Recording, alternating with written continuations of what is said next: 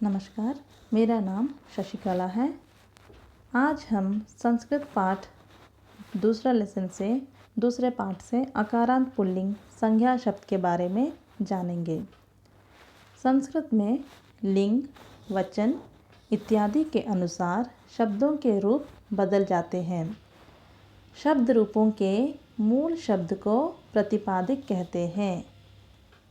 शब्द रूपों के मूल शब्द को प्रतिपादिक कहते हैं। प्रतिपादिक यानी जैसे कि संस्कृत के जो शब्द हैं जनरली हिंदी शब्द से ही आए हुए हैं, है ना। यानी mostly the words are similar to Hindi only.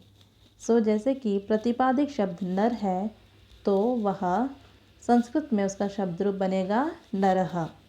वैसे ही बालक शब्द जो है प्रतिपादिक शब्द है और संस्कृत में बालकः यानी शब्द रूप बना बालकः।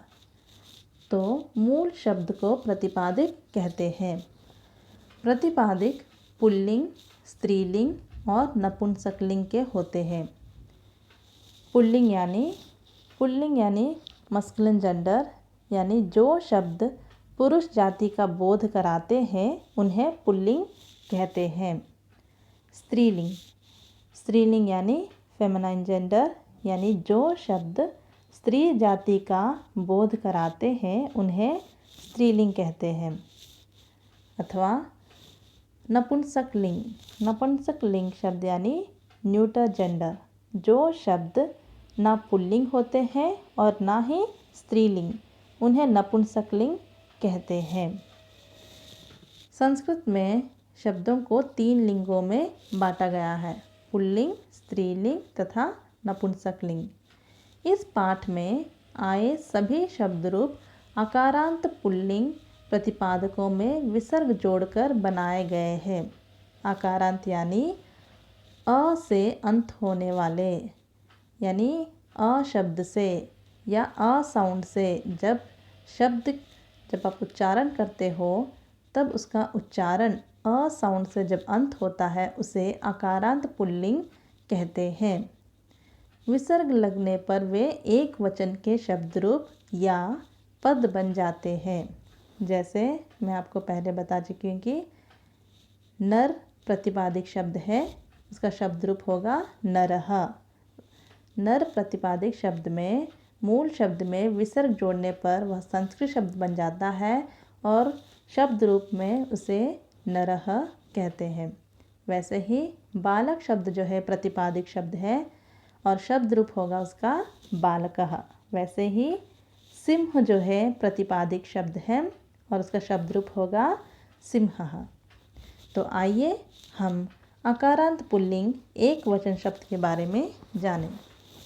आप यहाँ देख रहे हो कि इन चित्रों में सभी जो शब्द हैं इन चित्रों में सभी एक वचन ही है। एक वचन यानी सिंगुलर, एक ही चित्र है, यानी अगर एक आदमी है तो उसे सिंगुलर कहते हैं, एक वचन।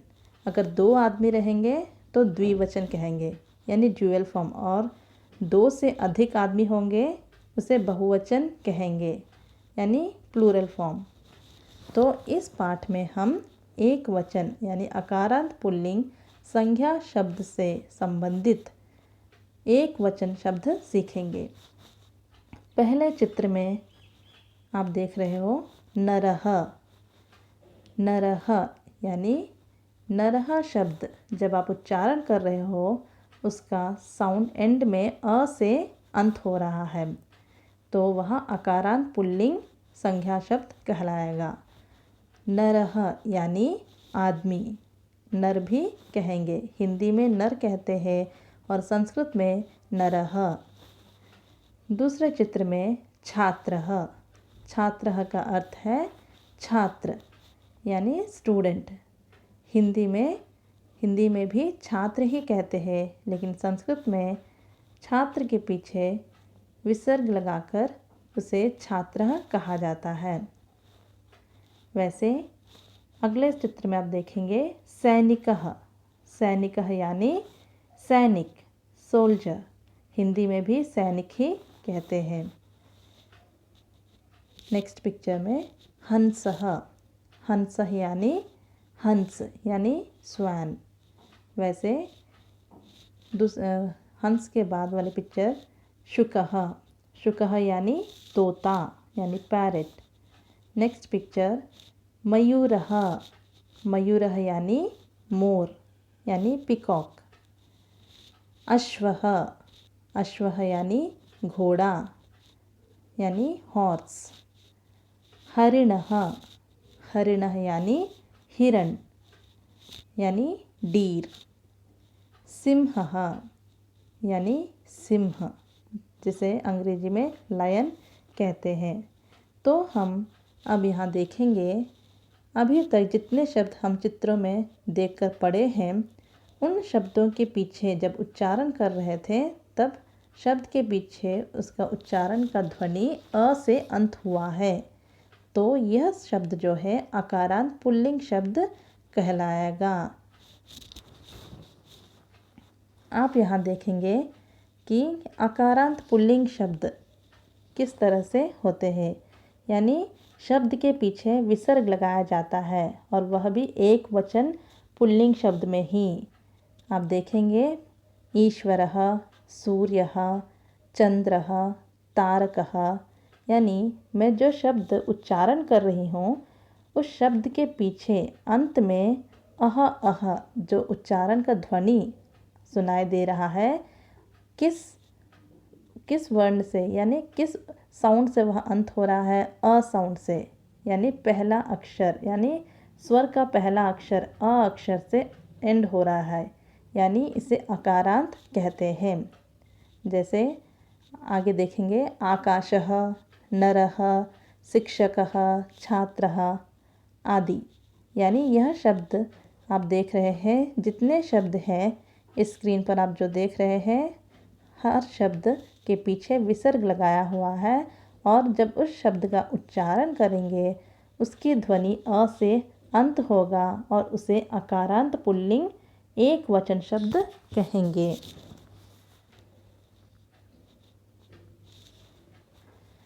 संस्कृत के शब्द 3 लिंगों में बटे हैं। मैं आपको पहले बता चुकी हूँ कि पुल्लिंग, स्त्रीलिंग और नपुंसकलिंग। पुल्लिंग यानी मस्कुलिन जेंडर, स्त्रीलिंग यानी फेमिनाइन जेंडर और नपुंसकलिंग यानी न्यूटर जेंडर। सामान्य रूप से जिनसे पुरुष का बोध हो उन्हें पुल्लिंग और जिनसे स्त्री का बोध हो उन्हें स्त्रीलिंग कहते हैं, और जिनसे न पुरुष का बोध होता है और ना ही स्त्री का बोध होता है उन्हें नपुंसकलिंग शब्द कहते हैं। अभी हम देखेंगे यहाँ पर पुल्लिंग, स्त्रीलिंग और नपुंसकलिंग के शब्द। पुल्लिंग यानी जो शब्द पुरुष से बोध होता है उसे पुल्लिंग कहते हैं। स्त्रीलिंग यानी जो शब्द स्त्री से बोध होता है उसे स्त्रीलिंग कहेंगे। और नपुंसकलिंग यानी ना ही स्त्री और ना ही पुरुष, जैसे कि जो चीज़ यानी जिसमें जीव नहीं होते हैं, कुछ वस्तु होते हैं, वस्तुएं यानी कि not only non living things but जो बोल नहीं सकते और जो यहाँ से यानी एक जगह से दूसरे जगह वह चल नहीं सकते और जो चीज़ें स्थिर रहते हैं उन्हें नपुंसकलिंग कहा जाता है। जैसे कि आपको मैं उदाहरण बताऊंगी, जैसे फूल को संस्कृत में पुष्पम कहते हैं, है ना। वह ना ही मेल जेंडर है, यानी वह ना ही पुल्लिंग है और ना ही स्त्रीलिंग, वह नपुंसकलिंग शब्द कहलाएगा क्योंकि वह एक ही जगह पर वह स्थिर रहता है। वह न कहीं चल सकता है, एक जगह से दूसरी जगह अपने आप जा नहीं सकता, लेकिन उसमें जीव है, यानी वह उसमें क्या है, उसमें लाइफ है, लेकिन वह बोल नहीं सकता और एक जगह से दूसरे जगह जा नहीं सकता, तो वह नपुंसकलिंग शब्द है। वैसे ही भवनम यानी बिल्डिंग जो है उसमें भी कोई जीव नहीं है, लेकिन वह एक ही जगह पर वह स्थिर रहता है, वह शब्द भी नपुंसकलिंग है। और आप देखेंगे यहाँ पे और एक उदाहरण पुस्तकम शब्द जो है वो भी नपुंसकलिंग है क्योंकि उसमें ना ही जीव है और ना ही वह एक दूसरे से दूसरी जगह जा सकता है। वैसे ही हम अभी देखेंगे पुल्लिंग और स्त्रीलिंग भी।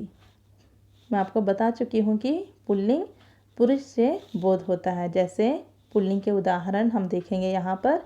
नरः यानी आदमी, बालः यानी लड़का, अश्वः यानी घोड़ा। वैसे ही स्त्रीलिंग शब्द भार्या, भार्या यानी पत्नी, बाला यानी लड़की, शाखा यानी डाली। तो हम देखेंगे, आपको मैं बता चुकी हूँ कि पुल्लिंग शब्द, आकारांत पुल्लिंग शब्द के पीछे विसर्ग लगाया जाता है और उसका उच्चारण अ से अंत होता है, इसलिए उसे आकारांत कहते हैं।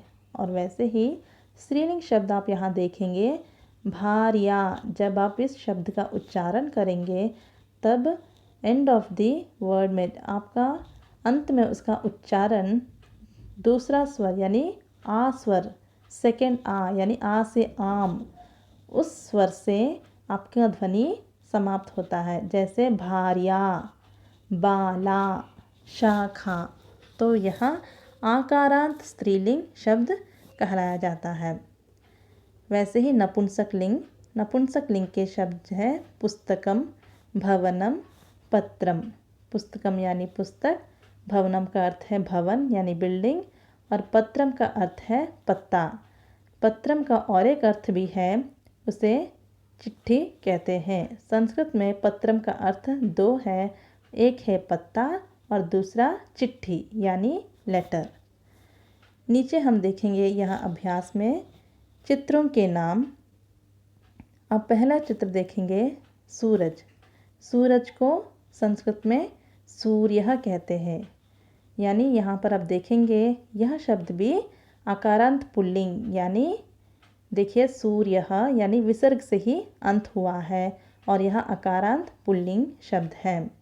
सूर्य जो है आकारांत पुल्लिंग शब्द है। वैसे ही आप दूसरे चित्र में क्या देख रहे हो, एरो यानी बाण। हिंदी में बाण कहते हैं और संस्कृत में उसमें विसर्ग लगाकर बाणः कहा जाता है। वैसे ही मूषकः यानी रैट। मूषकः भी पुल्लिंग आकारांत संज्ञा शब्द है। वैसे नीचे देखेंगे हाथी। हाथी को संस्कृत में गजः कहते हैं। गजः भी आकारांत पुल्लिंग संज्ञा शब्द है। वैसे मेंढक, मेंढक को संस्कृत में मंडूकः कहेंगे। मंडूकः, यहाँ पर भी आप देखेंगे मंडूकः शब्द जब आप उच्चारण कर रहे हो तब उसका उच्चारण में अंत में उसका ध्वनि अ से ही अंत हो रहा है। वैसे ही अंतिम चित्र आप देखेंगे डॉग यानी कुत्ता। कुत्ता को संस्कृत में श्वानः कहते हैं और एक अर्थ भी है, कुत्ता को संस्कृत में कुकुरः भी कहते हैं। तो अब यहाँ पर देखेंगे इन चित्रों के नाम जो है विसर्ग लगाकर ही लिखा गया है, यानी यह शब्द जो है आकारांत पुल्लिंग संज्ञा शब्द है और वह एक वचन शब्द कहलाया जाता है। धन्यवाद।